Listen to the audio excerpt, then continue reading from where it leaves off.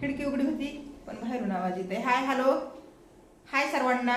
तर बघा, पुरुषांचं गुप्तांग, लिंग, त्याची साईज लहान मोठी यावर बोलणार आहे मी बरं का. आज खूप दिवसानंतर मी हा मुद्दा घेऊन आले आहे. त्याला कारण आहे, एक जण मला बऱ्याच दिवसापासून एकच प्रश्न करत येतात बरं का, की ताई माझं लिंग साईजने मोठा असल्यामुळे माझा जोडीदार नाखुश होतो आणि त्यामध्ये कदाचित त्यांना पण तृप्त होता येत नसेल मनासारखं.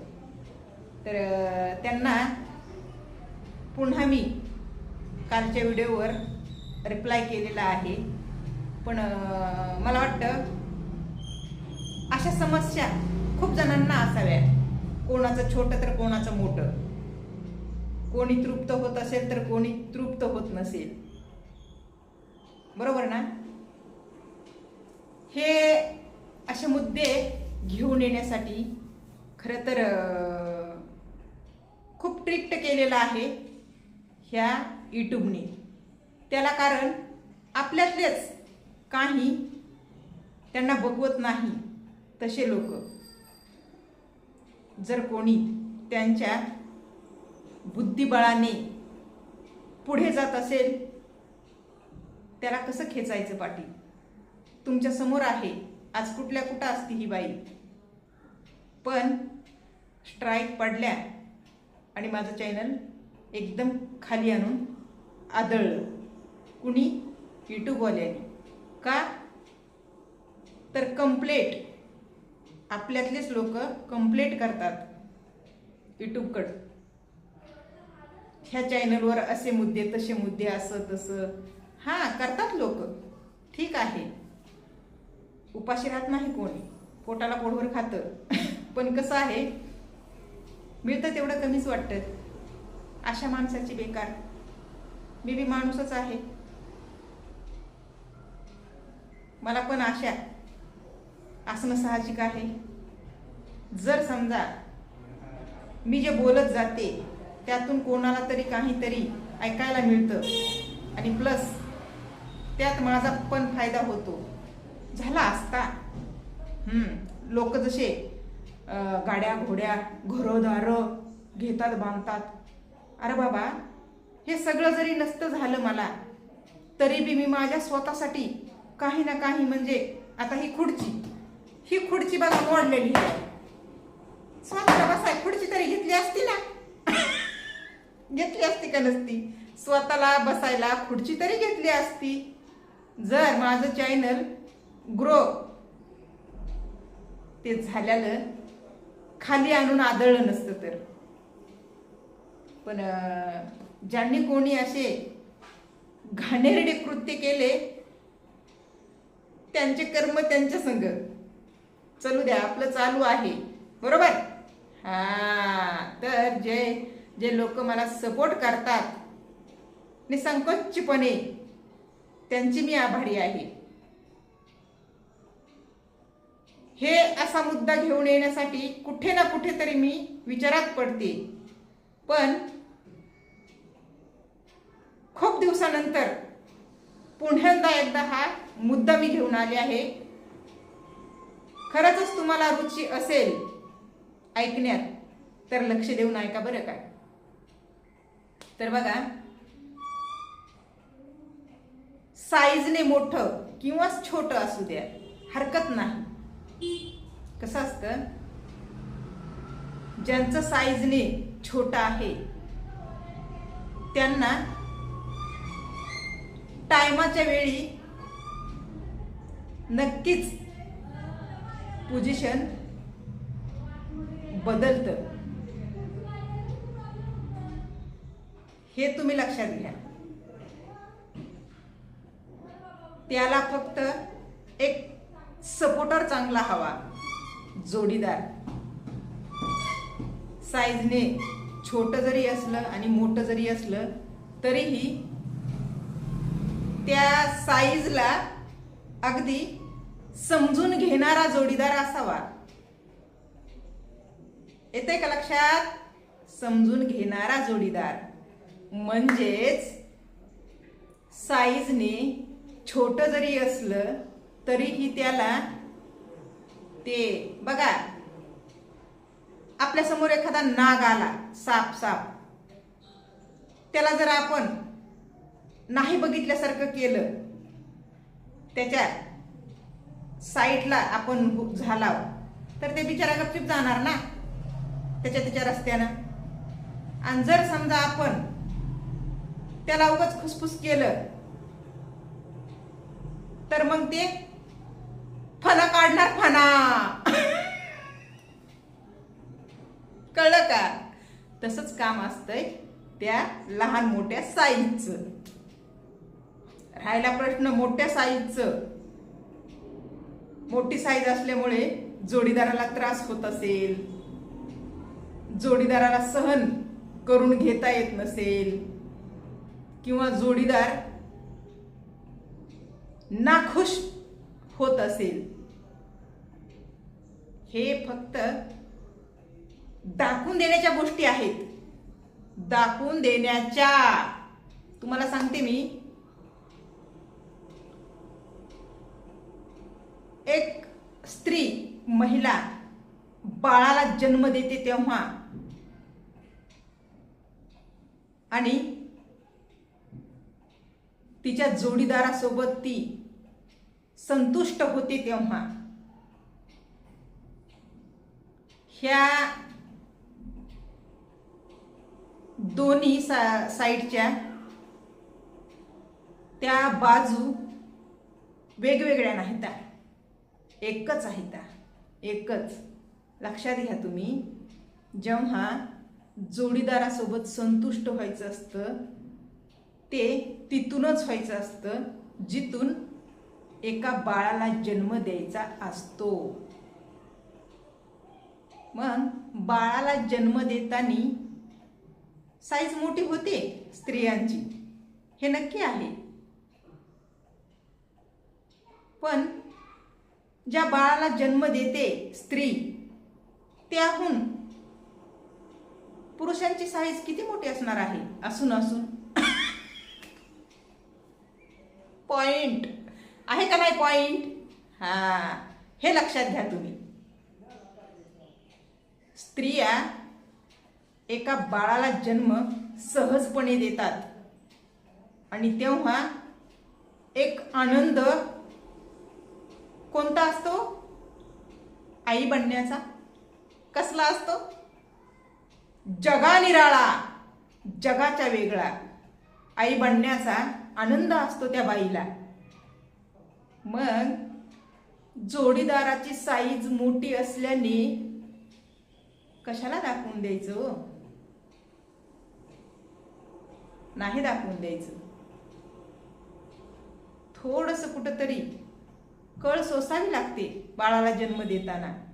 त्याचप्रमाणे समजून घ्यायचं आपल्या जोडीदाराला. आणि खरं तर ज्या बाईला, स्त्रीला ते आनंद घेता येतो तशा बाईला कसलीच कुठलीच अडचण नसती बरं का. त्या गोष्टीची खरोखर एक जाणीव असायला पाहिजे. जाणीव. आपल्या नशिबाने आपल्याला काय मिळालं आहे? संधीचं सोनं करून घ्यायचं सोडून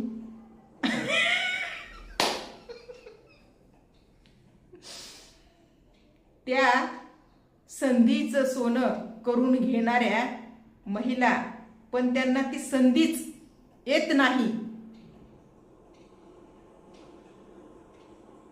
त्यांच्या भावना बघा थोड्या फील करून. म्हणजेच एखाद्या स्त्रीला, एखाद्या महिलेला हौस असते, इंटरेस्ट असतो, स्टॅमिना तितकाच असतो आणि तिला ते साईजने मोठं काय छोटं सुद्धा भेटत नाही. तिच्या भावना खरं सांगायला तर मिळतं त्यांना नको नकोशी होतं आणि जिथे मिळत नाही त्यांना हवं हवंसी. हे पूर्वीपासून आहे आपल्यात परता परता परता.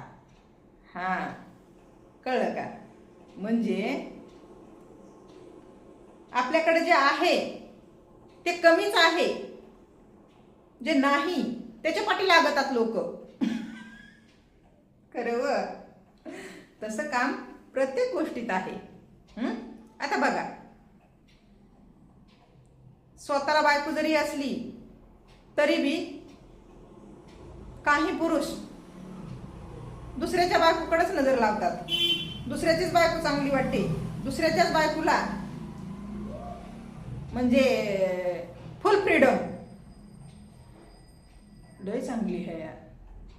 म्हणजे नजर दुसऱ्यांच्याच वस्तूवर, बायको असू द्या की वस्तू असू द्या की काही बी असू द्या, जे आपल्याकडं आहे त्याची व्हॅल्यू बऱ्याच ठिकाणी नसते, खूप कमी ठिकाणी असते. तर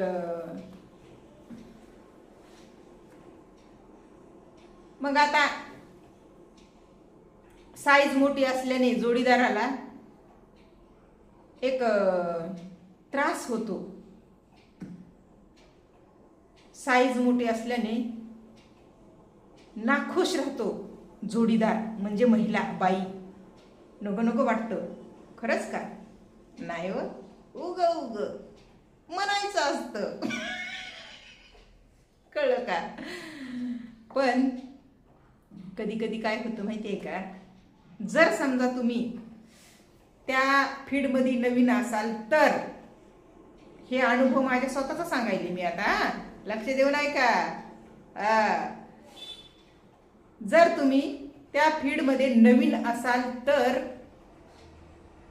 मग ह्या अशा गोष्टी समजून घेता येत नाहीत आणि त्या पचवायला येत नाहीत, त्या मान्यच नसते. आता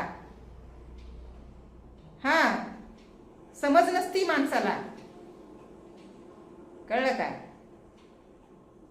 तर तुम्हाला सांगते,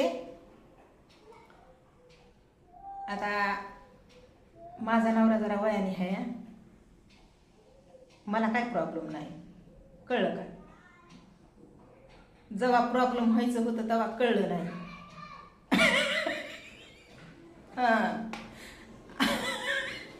आणि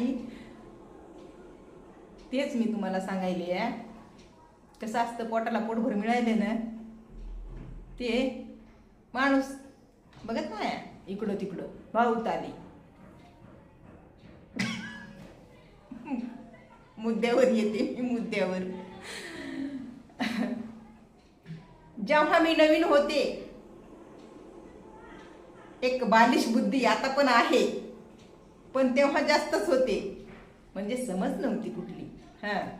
नवरा माझा वयाने मोठा माझ्यापेक्षा असल्यामुळे नवरा सर्व गोष्टी जाणून, तर अशा गोष्टी मला पटत नव्हत्या, आवडत नव्हत्या.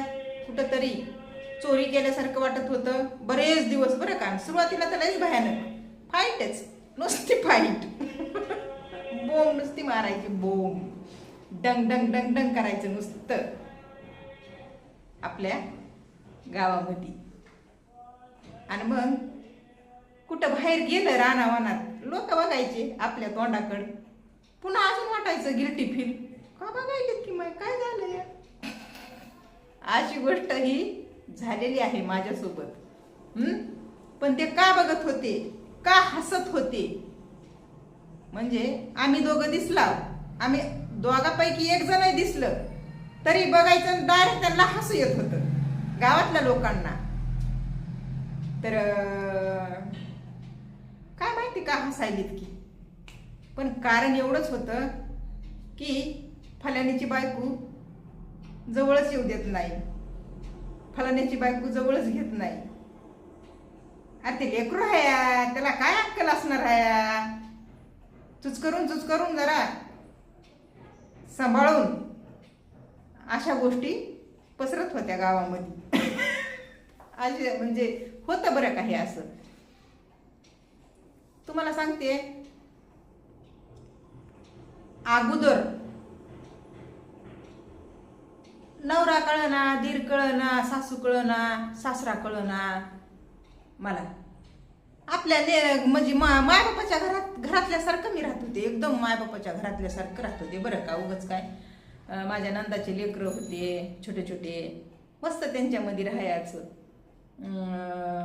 माझ्या चुलत नंदा होत्या, चुलत्याच्या मुली छोट्या छोट्या, असं खेळ हे ते आतरुण बितरुण सगळ्यांचे एका दंडीनं त्या आपल्या आतरुणावर पडल्या पडल्या काही बी गाणे बिणे भारुडं काही बी म्हणायचं. घागरीला असं बेगड हे बांधायचं, घागरीचं ढोलकं करायचं, गाणे फिने म्हणायचे, म्हणीत म्हणीत झोपून जायचं. काहीच भीती नव्हती कसलीच. कोण नवरा न कसला नवरा आला का गेला काही घेणं देणं आहे. आणि सासून किती म्हणायचं, हे नवरा आहे त्याला आवाजावं बोलत जाय, त्याला तांब्यावरून पाणी द्यायचं जाय, त्याला जेवायला द्यायचं जाय, त्याला का हात नाहीत का मी म्हणायचं, त्याला का हात नाहीत का मी का देऊ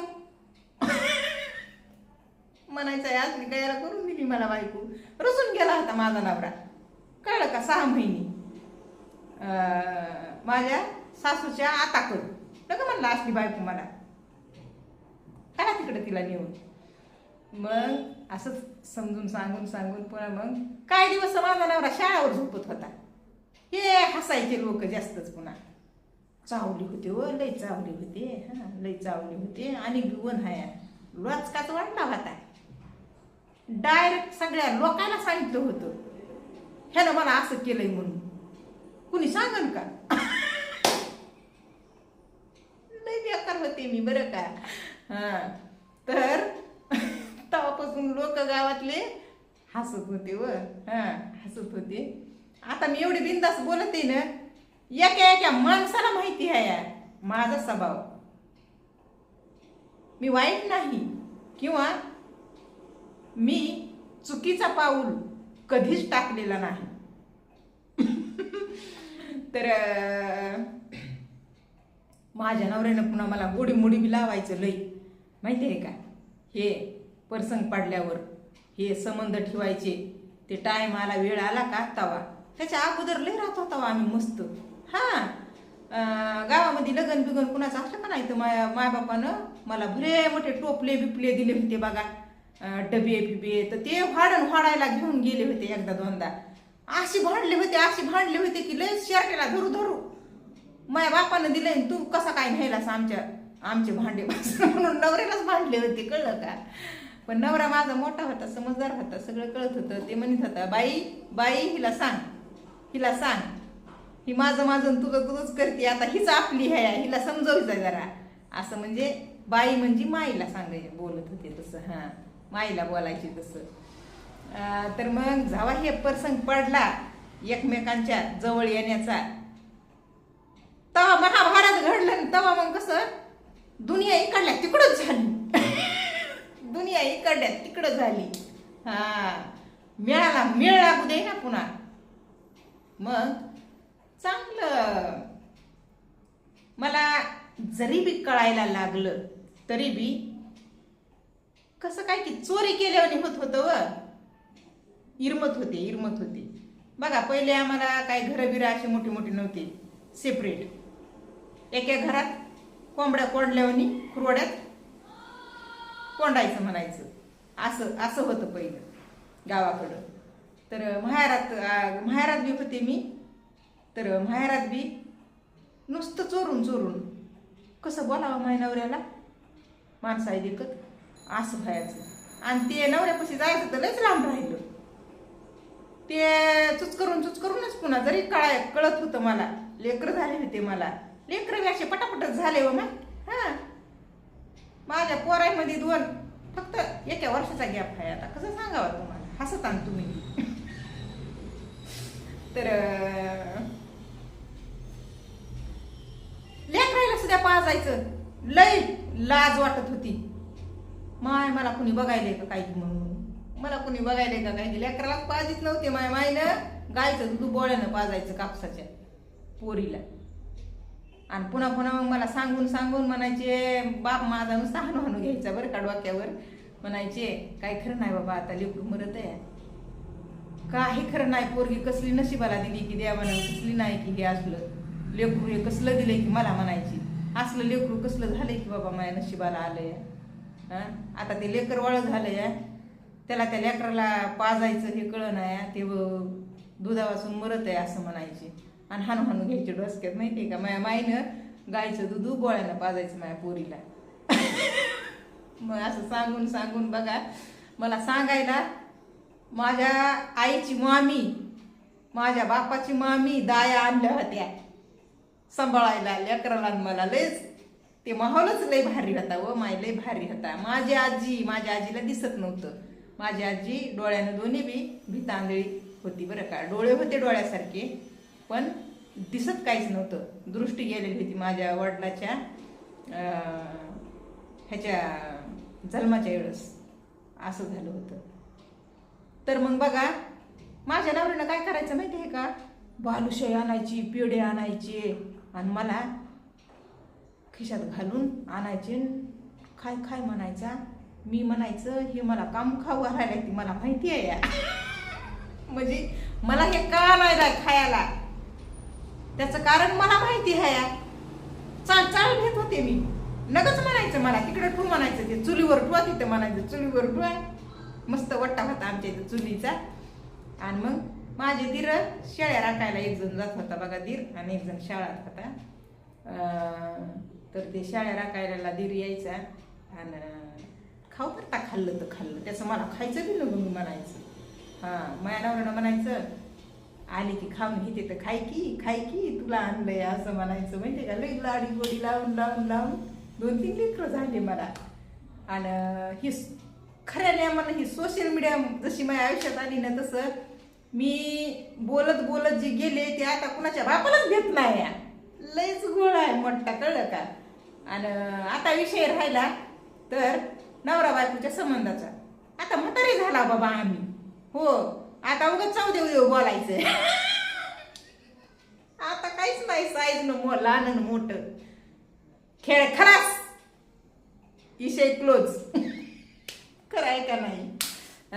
पण ना किती विषय क्लोज असला तरी बी ती चालणार नाही माणसाची. तर तसं मी म्हणते, जर समजा तुमच्या आयुष्यात तुमचा जोडीदार तुम्हाला समजून घेत नसेल तुमच्या साईजवरून, तर तुम्ही तुमच्या जोडीदाराला एक खूप छान पैकी समज घालण्याचा प्रयत्न करीत जा. एक ना एक दिवस तुमच्याच मनासारखं होणार आहे बरं का. पहिली गोष्ट मी काय म्हणलंय, हे आनंद पुन्हा पुन्हा नाही शरीर सुखाचा, आणि हे जेव्हा मिळवायचा असतो तेव्हा त्याची जाणीव नसतीये. ती जाणीव करून देत जा तुमच्या जोडीदाराला. जाणीव करून देणं खूप महत्वाचं आहे. आणि ती जाणीव असणारा जोडीदार कुठं ना कुठं तरी बघा खऱ्या अर्थानं निराश असतोय, निराश त्या सुखापासून. तर हे व्हिडिओ बायको ऐका, नवरा ऐका, जे वयात असणारे पुरुष महिला आहेत ना ते तुम्ही सगळेजण ऐका. फक्त वयात नसणाऱ्या मुला मुलींना लांब ठेवा. माझा हा मुद्दा छोट्या छोट्या मुलांमुलींसाठी अजिबात नाही. मुलं मुली वागू शकतात त्यांच्या त्यांच्या मनानं. बरंच काय करायले तर ह्या सोशल मीडियावर तुम्हाला जन्म देणारे माय आणि बाप सोडले तर सगळंच उपलब्ध आहे ह्या सोशल मीडियावर. सगळंच तुम्हाला म्हणीन ते इथं सोशल मीडियावर आहे अनुभवायला. पण कसं असतंय म्हणलं ना, नियम असे काढले तर की आमच्यासारख्या छोट्या छोट्या क्रिएटर लोकांना एकही चूक करता कामा नाही. आता ही चूक म्हणजे असं काही मुद्दा घेऊन यायचं नाही. जर आलं तर कुणाला तरी ते बघवणार नाही, मग ते रिपोर्ट मारल्यासारखं कंप्लीट करणार. ह्या फलाण्या नावाचं चॅनल आहे, त्याच्या चॅनलवर अशा अशा गोष्टी घडत येतात, असे असे मुद्दे, असे असे कंटेंट घेऊन येते बाई आणि स्ट्राईक हा ना त्या चॅनलवर. असं आहे.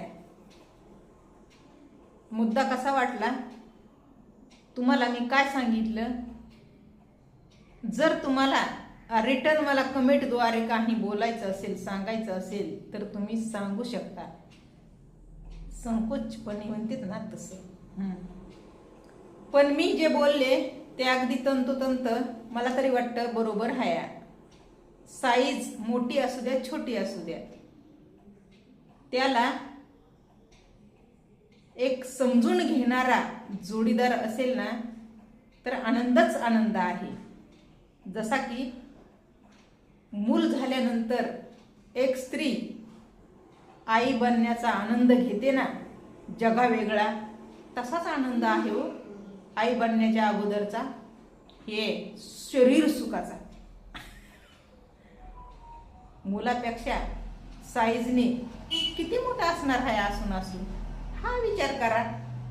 आणि त्या मनामध्ये कल्पना घेऊन अशा अशा या टाइम आहे तेवढं मजा मारून घ्या, टाइम आहे तेवढं मजा मारून घ्या. सांगता येत नाही. साईजने मोठं असणार पुढे चालून साईजने कमी होतं बरं का. तिथे पर्याय पुन्हा नाही, कळलं का? तुम्ही किती म्हणला ना पहिल्यासारखंच पाहिजे, नाही शक्य ते पुन्हा पहिल्यासारखं होऊ शकतच नाही. पण त्या अगोदर लय कष्ट घ्यावं लागतं. जसं जसं कष्ट करीन ना ती साईज तशी तशी छोटी होते. येतंय का लक्षात? हा, चला मग आता बाय, बस झालं.